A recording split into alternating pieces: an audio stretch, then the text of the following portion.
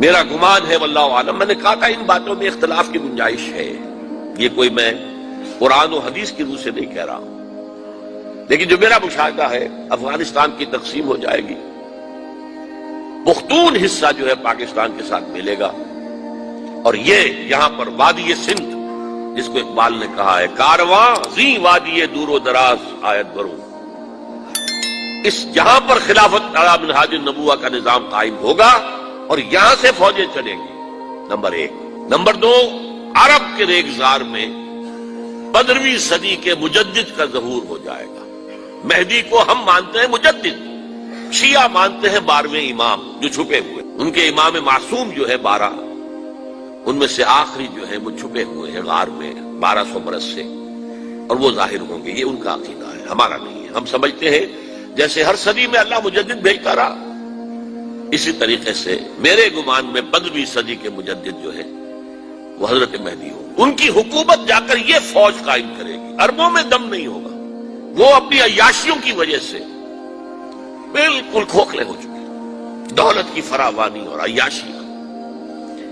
یہ بھی سننے میں آتا ہے دروغ برگردن راوی کہ اگر کوئی فوجی قافلہ ان کا چل رہا ہوتا ہے تو وہ بجائے ٹرکوں میں بیٹھنے کے وہ اپنی کاروں میں بیٹھ کے ساتھ ساتھ چلتے ہیں، وہ ٹرک خالی چل رہے ہوتے ہیں، ٹرک کی سختی جو ہے، سخت سیٹ جو ہے برداشت کرنا ان کے بس کا روگ نہیں ہے۔ یعطون للمہدی، یعنی سلطان ہو، اس کی حکومت کو مستحکم کریں گے۔ پھر حضرت مہدی کی طرف سے شروع ہوگا معاملہ جہاد، اور یہ سارا جو ملک چھوٹ ہم مسلمانوں کے ہاتھ سے نکل گئے تھے یہ واپس لے گیا۔ اس میں ایک کوشچن ہے جو میرے ذہن میں بہت عرصے سے تھا، جس کا کہ جواب اب مجھے سوچا ہے، واللہ عالم، یہ ساری باتیں میں کہہ رہا ہوں میرے گمان ہے، کیسے ہوگا کہ اتنی بڑی طاقت ایٹمک پاورز کے مقابلے میں مسلمان دوبارہ میدان میں آ کر اور جیتتے چلے جائیں؟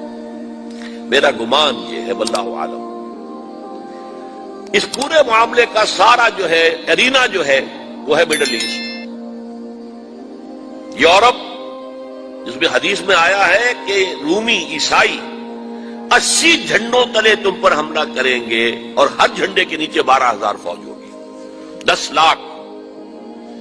اور مجھے حال ہی میں معلوم ہوا ہے کہ آج کل جو ایک ڈویژن ہوتا ہے وہ 12,000 کا ہوتا ہے، تو 80 ڈویژنز آرمی آئے گی۔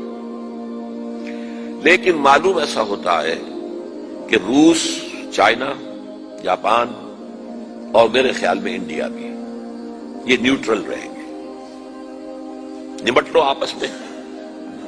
تو ابراہیمی قوموں کا جھگڑا ہے نا کہ فلسطین کس کا ہے، مسلمان کہتے ہیں ہمارا ہے، یہودی کہتے ہیں ہمارا، عیسائی کہتے ہیں ہمارا، تو نمٹ لو، سیٹل یور سکورز۔ لیکن کوئی ویپنز آف ماس ڈسٹرکشن استعمال نہ ہو، اگر وہ ہوئے تو پھر ہم میدان میں آ جائیں گے۔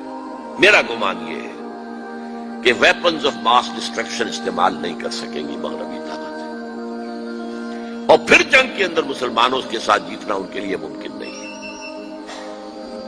جن کو موت عزیز ہے، منحصر مرنے پہ ہو جس کی امید نا امیدی اس کی دیکھا چاہیے، اور وہ مرنے کو تیار نہیں ہے، وہ تو 40,000 فٹ کی بلندی سے ڈیزی کٹر پھینک سکتے ہیں، نیچے نہیں آئیں گے۔ اور جب نیچے کچھ اتنے تھے تو جو حشر کیا تھا، تو جو بات کہی تھی رمزفیلڈ نے، ویری ٹینیشیس فائٹرز، یہ افغان والے جو ہیں یہ تو چمٹ جانے والے ہیں، یہ ایسے جنگجو ہیں، ان سے جان چھڑانی مشکل ہے، جن کے لیے موت سب سے بڑی کامیابی ہے۔ شہادت مطلوب و مقصود مومن نہ مال غنیمت میں کشور کشائی، مسلمانوں کا مقابلہ کر سکیں، یہ ہے میرا گمان، واللہ عالم۔ بہرحال پہلا مرحلہ کسی اجمی ملک میں جو میرے نزدیک پاکستان اور افغانستان پہ مشتمل ہوگا، خلافت کا نظام پہلے آئے گا، پھر یہاں سے فوجیں چلیں گی، حضرت مہدی کی حکومت قائم ہوگی، پھر وہ حضرت مہدی جو ہے وہ جہاد کریں گے، قتال کریں گے، اور اس قتال کے آخری مرحلے پر حضرت عیسیٰ علیہ السلام بھی نازل ہو جائیں گے، اور غالباً ان کے ذریعے سے پھر جتنا الیکٹرانک ان کا حساب کتاب ہے وہ ختم ہو جائے گا۔ حضور نے فرمایا ان کی آنکھوں میں ایسی تاثیر ہوگی جہاں پر نگاہ جائے گی یہودی پگھل جائیں گے۔ کوئی بہت بڑا لیزر ہوگا، اور ظاہر بات ہے کہ ان کے یہ ہتھیار جو ہے ان کا مقابلہ تو مسلمان نہیں کر سکتے، اور نہ ابھی آپ کو 100 برس بھی یہ سوچ سکتے ہیں کہ کوئی مسلمان ملک اتنی ترقی کر سکتا ہے کہ ان کے مقابلے میں پہنچ جائے ان ہتھیاروں کے معاملے میں۔ تو یہ اصل میں جو شخص سراپا معجزہ تھا، حضرت عیسیٰ جو ہے سراپا معجزہ، پیدائش معجزہ، آسمان پر اٹھایا جانا معجزہ، خلق حیات، بنایا مٹی کا پرندہ، پھونک ماری اڑنے لگا، احیاء موتا، مردہ کو کہا اٹھو قم باذن اللہ، اٹھ گیا چلنے لگا، مادرزاد اندھے کے آنکھ پر ہاتھ پھیری اور اس کو آنکھیں اللہ نے دے دی، کوڑی کے جسم پر ہاتھ پھیرا اور کوڑ صاف۔ اس سے بڑے معجزے تو کسی کو دیے ہی نہیں گئے، سراپا معجزہ۔ وہی آ کر آخری جو بھی ہوگا معاملہ، اس کے اندر حضرت عیسیٰ کی معجزاتی شخصیت جو ہے در حقیقت وہ فیصلہ کن ہوگی۔ میرے نزدیک یہ ہیں وہ چیزیں جس کی بنا پر میں سمجھتا ہوں کہ حالات جو ہیں جدھر جا رہے ہیں، حضرت عیسیٰ کے آنے کے بعد 2 نتیجے نکلیں گے۔ عیسائیوں کا مذہب ختم ہو جائے گا۔ حدیث میں آیا ہے کہ عیسیٰ آئیں گے، یکسر الصلیب و یقتل الخنزیر، صلیب کو توڑ دیں گے۔ کیا مطلب؟ کہاں تم صلیب اٹھائے پھر رہے ہو؟ میں صلیب دیا ہی نہیں گیا، یہ سب تمہارا ایک من گھڑت قصہ ہے، مجھے تو اللہ نے پہلے اٹھا لیا تھا۔ وما قتلوہ وما صلبوہ، صلیب ہی پر کھڑی ہوئی ہے عیسائیت ساری کی ساری، اور خنزیر کو قتل کر دی۔ خنزیر تم نے کیسے حلال کر لیا اپنے لیے؟ کبھی اسلامی شریعت کے اندر موسیٰ کی شریعت میں حرام تھا، وہی موسیٰ کی شریعت میں تمہیں دے کر گیا تھا۔ Don't think I have come to destroy law, یہ لا تم پر نافذ رہے گا۔ گویا کہ عیسائی مذہب ختم ہو کر اسلام میں منتخب ہو جائے گا، یہودی ایک ایک ختم کر دیا جائے گا۔ یہودی کیوں اس انجام کے مستحق ہیں؟ اللہ کا پرانا قاعدہ چلا آ رہا ہے، جس قوم کی طرف کسی رسول کو بھیجا، اگر قوم نے بحیثیت مجموعی رسول کا انکار کیا، وہ ہلاک کر دی گئی۔ قوم نوح ہلاک ہوئی یا نہیں؟ قوم ہود، عاد ہلاک ہوئی یا نہیں؟ قوم سمود جن کی طرف حضرت صالح بھیجے گئے، قوم شعیب،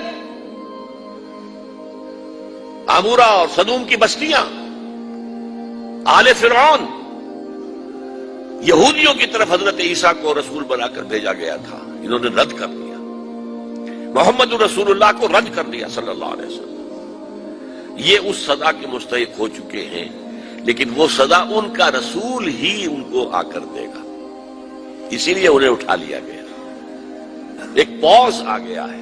مستحق تو ہو گئے تھے اسی وقت حضرت عیسیٰ کے زمانے میں کہ ہلاک کر دیے جائیں، لیکن حضرت عیسیٰ کے زمانے میں حضرت عیسیٰ کو اٹھا لیا اور ان کا معاملہ جو ہے وہ ملتوی کر دیا۔